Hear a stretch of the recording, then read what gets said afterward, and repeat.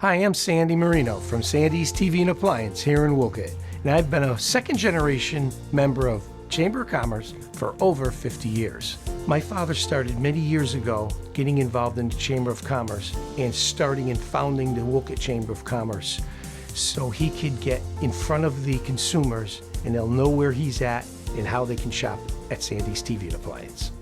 If another business owner asked me if they should join the Chamber of Commerce, I would tell them yes, because they would get representation in government for issues that affect each business, whether it's by employee relationships or by the standards that the business has to have to live by.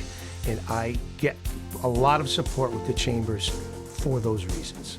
Being a proud member of the Central Connecticut Chamber of Commerce, come to one of my favorite events, a business after hours sponsored by the Chamber at a local business. Come and network with other business owners and learn as much as you can about the environment in our community.